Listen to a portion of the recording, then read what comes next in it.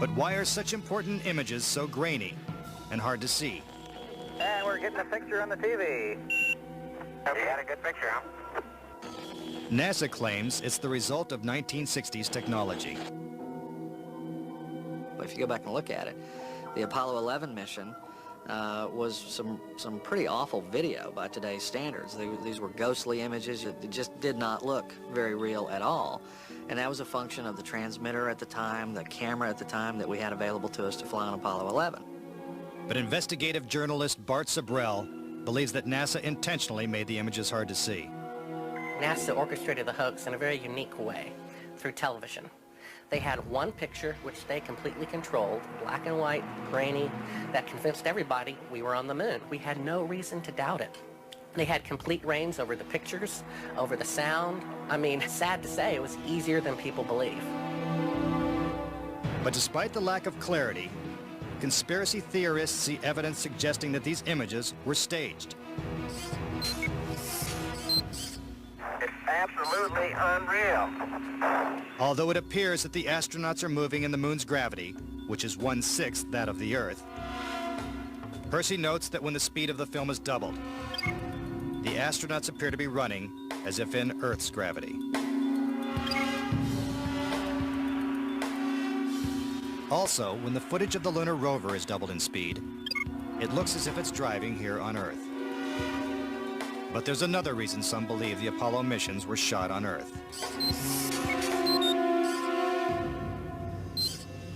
If there is no air or wind on the moon, why is this American flag waving? The fact that the flag flaps on the moon where there's no atmosphere means that there must have been a little blast of wind out in Area 51 where they shot this. Could these questionable images simply be the result of astronauts struggling to plant the flag into the lunar surface? Or is there more going on than meets the eye? What about the still photography? Some say the design of the bulky spacesuits would have made it extremely difficult for the astronauts to operate their chest-mounted cameras. The man who designed these cameras is Jan Lundberg. Once on the moon, on the lunar surface, in the dress, in the life support system, you couldn't see the camera. They couldn't bend their head that far down. They had no viewfinder. They had to aim by moving their body. Click, click, click. If the cameras were so difficult to manipulate, how were thousands of photos taken with crystal clarity and precise framing? The pictures that we see that allegedly were taken on the moon are absolutely perfect. But with closer examination, casing says flaws begin to emerge. Unfortunately, errors were made which are now being discovered. Conspiracy theorists point out that lighting is a major flaw in the lunar.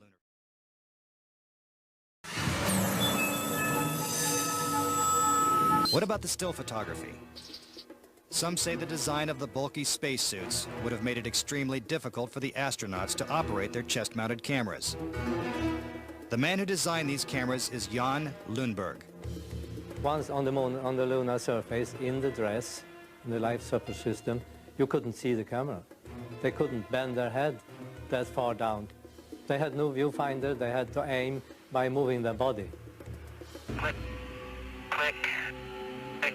If the cameras were so difficult to manipulate, how were thousands of photos taken with crystal clarity and precise framing? The pictures that we see that allegedly were taken on the moon are absolutely perfect. But with closer examination, casing says flaws begin to emerge. Unfortunately, errors were made which are now being discovered. Conspiracy theorists point out that lighting is a major flaw in the lunar photos. Case in point, on the moon, the astronauts' only source of light was the sun. They had no extra lighting, no flashes or things like that. Yet in this photograph from Apollo 14, the shadows are cast in different directions, suggesting multiple light sources. The shadows cast by the rocks in the foreground should have been east-west, like the lens shadows. And in this photo from Apollo 17, Again, the shadows are pointing in different directions. Outside in sunlight, shadows always run parallel with one another. So the shadows will never intersect. Conspiracy theorists say it's not just the shadows that indicate the use of additional lights, but what has been photographed in the shadows. For example, here's an astronaut who descends into a huge shadow cast by the lunar module. Yet his entire body is still visible. How is it that he is not shrouded in darkness? Here's the same maneuver from another Apollo mission. Again, the astronaut is brightly lit in what is obviously dark shadow. And in this picture, the sun is directly behind the astronaut. His figure should be a silhouette. Yet even the smallest characteristics of his suit are recognizable. It seems like he's standing in the spotlight. And I can't explain that. That escapes me. Why? And finally, in this picture with the sun behind the lunar module, the front of the craft is clearly visible. The words United States are crisp and clear. How could these backlit pictures be so detailed? It's because there's more than one light source, which means they're not on the moon. But NASA simply dismisses these arguments. There are a number of claims that the pictures taken by Apollo astronauts were faked. And there are so many, it would be an exercise in futility to go off and try to answer all of those. But the questions continue. Why do some of these images shot at different times and different places appear to have identical backgrounds? These two photos seem to have the same mountain backdrop, yet the lunar module is only present in one of them. Seemingly impossible, since the LEM never moved and its base remained even after the mission. What a ride, what a ride.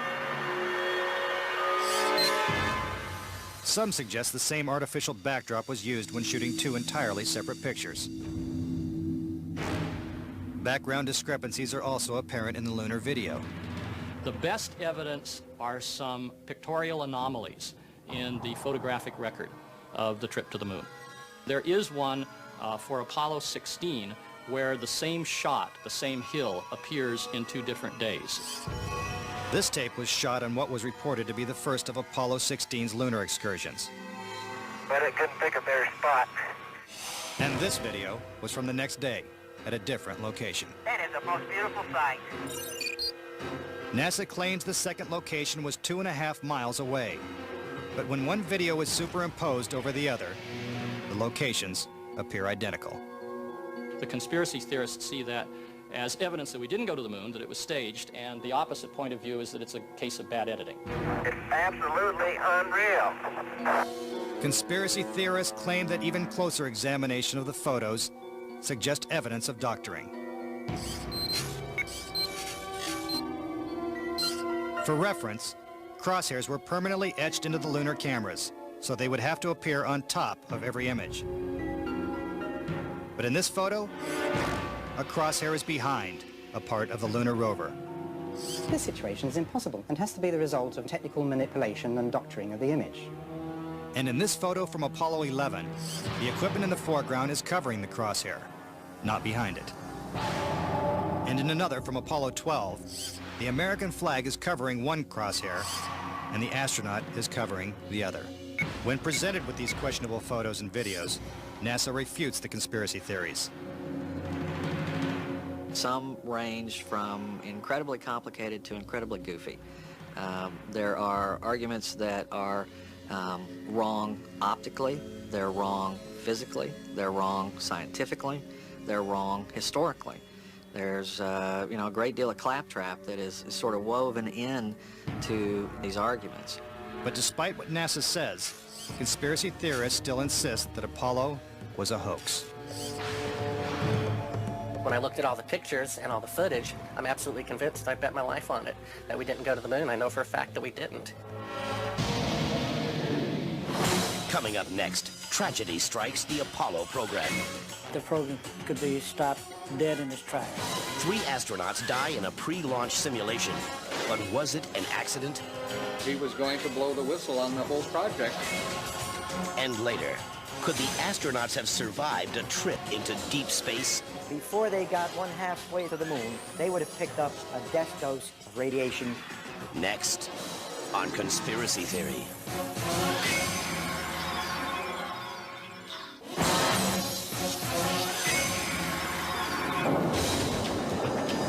If what conspiracy theorists say is true, how could NASA perpetrate such a widespread hoax without someone from the inside blowing the whistle?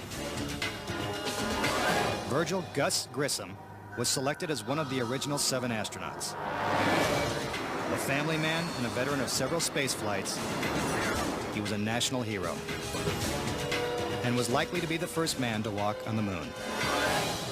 But Grissom was also an outspoken critic of the space program and was quoted as saying, "Someone's going to get killed." Unfortunately, Grissom's worst fears were soon realized. On January 27, 1967, 2 years before the first moon landing, Grissom and his crew boarded the Apollo 1 capsule for a full-scale simulation. The problems began almost immediately. First, the capsule's communication systems failed. You copy? No, I didn't read your chuck at all. I can't read your chuck. You want to try the phone? Hey, how do I get the moon? We can't pass between 3 buildings. I can't hear what you're saying. Suddenly, the capsule burst into flames with the astronauts sealed inside.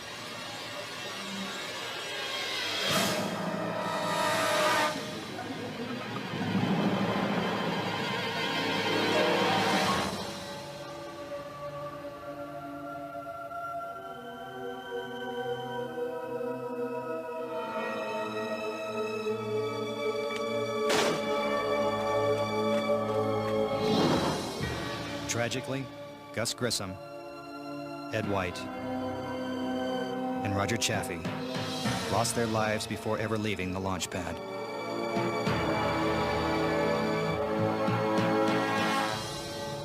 Gus Grissom's family believes the Apollo 1 fire was no accident. I think it was intentionally sabotaged by someone. It's been a question in my mind, what was found in the accident investigation and how was that handled? Was the CIA involved or whoever? But it was done intentionally. Grissom's family doesn't know who was responsible for his death or why it happened. But they say NASA knows the truth. Gus gave his life for this program, and I feel like that it is up to NASA to come forward and give us a direct answer to what really happened. Were Gus Grissom and the Apollo 1 astronauts victims of a tragic accident? Or were they intentionally silenced because they knew too much? We may never know. The cause of the fire is still a mystery, and the capsule remains locked away at a military base. But Grissom wasn't the only Apollo critic to meet with a suspicious and untimely death.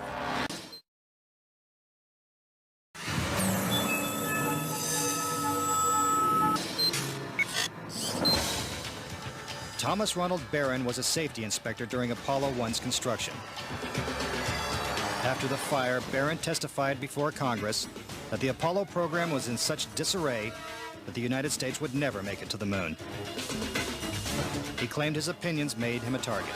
Has there been any pressure on you by NASA? Nothing. We were, my wife and I were somewhat harassed at home when the first thing broke some time back, but it's going away now. As part of his testimony, Barron submitted a 500-page report detailing his findings. It was a real fear that the program could be stopped dead in its tracks. Then exactly 1 week after he testified, Barron's car was struck by a train. Barron, his wife, and stepdaughter were killed instantly. I believe that Thomas Ronald Barron was murdered because he had the truth to tell about the Apollo project. Barron's report mysteriously disappeared, and to this day, it has never been found. But the Apollo program continued, and so did the string of untimely deaths. Between 1964 and 1967, a total of 10 astronauts lost their lives in freak accidents. These deaths accounted for an astonishing 15% of NASA's astronaut corps. To keep something that's alive wrapped up and covered over. You've got to eliminate all the people that can talk about it. Could the government have gone this far to pull off such an elaborate hoax? NASA says it's impossible. There were probably 250,000 people who were directly involved in the Apollo program, and another 500,000 people beyond that. 750,000 people can't keep a secret like that. That's just not going to happen. But Bart Sabrell insists that most NASA employees knew nothing of the deception. Very few people at NASA knew. The thing is so departmentalized. You got the person building the bolts in Houston, or doing this in Seattle, or doing this in Florida. No one knows the full picture. So, you know, you had no one seeing the full picture of anything except a handful of people. If the conspiracy theorists are right, and only a few people knew the whole story, then the truth may remain buried forever. When we return, could the astronauts have survived the deadly radiation of space? Getting them past the radiation belt would have been impossible. And a Russian cosmonaut breaks his silence when conspiracy theory returns.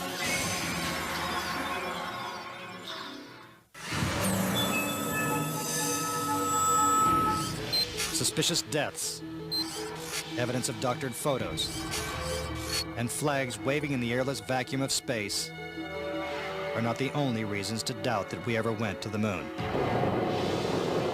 Some say the astronauts could never even have survived the trip. The reason why they couldn't go to the moon is because of a phenomenon that few people know about called the Van Allen radiation belts. 500 miles above the Earth, these bands of intense radiation surround our planet and are thousands of miles thick. Any human being traveling through the Van Allen belt would have been rendered either extremely ill or actually killed by the radiation within a short time thereafter. Other than the Apollo missions, no other manned space flight has attempted to pass through this deadly radiation. Every manned mission in history, Gemini, Mercury, Skylab to Space Shuttle, has been below the radiation belt, all except going to the moon. To protect the astronauts, the capsule would have needed 6 feet of lead shielding, according to physicist Ralph Rene.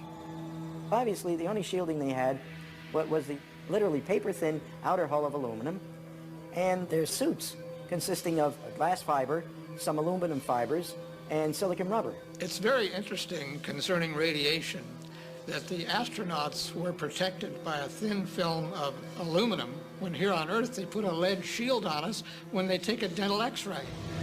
Some theorize that if the Van Allen belts didn't kill the astronauts, even deadlier doses of radiation deeper in space would have. Violent explosions in the sun called magnetic storms flood space with intense radioactivity. A magnetic storm will come along, and that can increase the intensity of the radiation belts by maybe 1,000 times above what it was before. According to Rene, the Apollo 16 mission coincided with one of the sun's most intense storms ever recorded. Around the rotating sun came this immense flare, the biggest one of the 20th century. It went on for 3 or 4 days. All the while it's slowly rotating around. Although the effects of radiation are horrific, ranging from hair loss to cancer to death, the solar flares had no adverse effect on the Apollo 16 crew.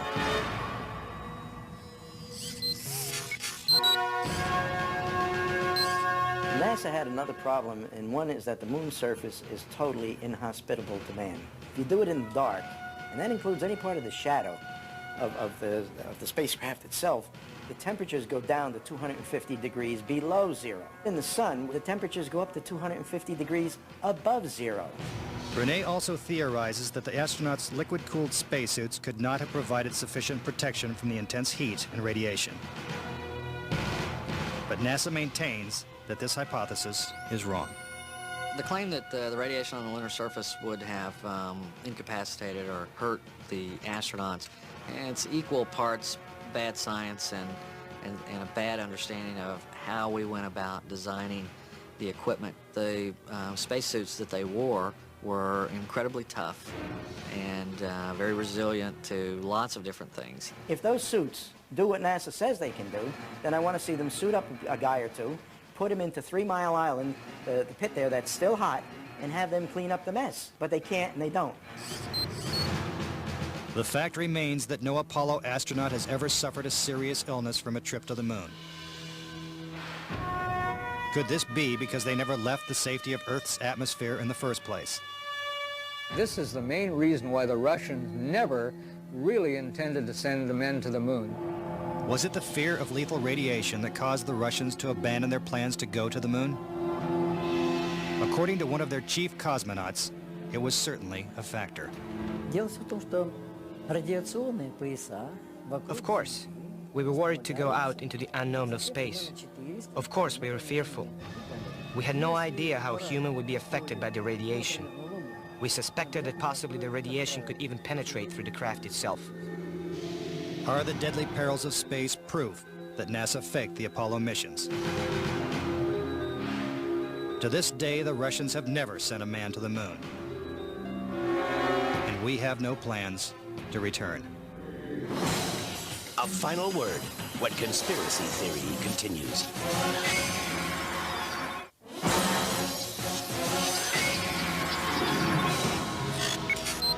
Now that you have heard the various theories and explanations, do you believe it's possible for our government to perpetrate such an incredible hoax? Is it conceivable that with its $40 billion price tag, the Apollo program was nothing more than the most expensive movie ever made? It is my personal belief, and I totally believe this after all the years of research I've done on this, that NASA never landed a man on the moon. I would say that anybody who believes that we did not go to the moon is an absolute nut. Anyone that wants to call me a kook or a nut or a crackpot, they're welcome to do that, but they're also welcome to go examine the evidence, which is everywhere. Bottom line, the United States went to the moon in the 1960s and the 1970s. End of story. Is there any way to put this controversy to rest once and for all? The only thing the experts agree upon is that the answer is 250,000 miles away. If NASA truly landed on the moon, remnants of the 6 successful Apollo missions would have been left behind. The base structures of the LEMs, the abandoned lunar rovers. Even the American flags would still be standing at each landing site. I would like to invite NASA and all of their supporters to simply take the most powerful telescope on Earth and see if there's a lunar lander there. If there's a lunar lander there, I'll never say another word about an Apollo hoax. If there's no lunar lander there, I'll rest my case. But no telescope exists that can examine the moon in such detail. Do objects from the Apollo missions remain on the moon in silent testimony? Or is the conspiracy theory true?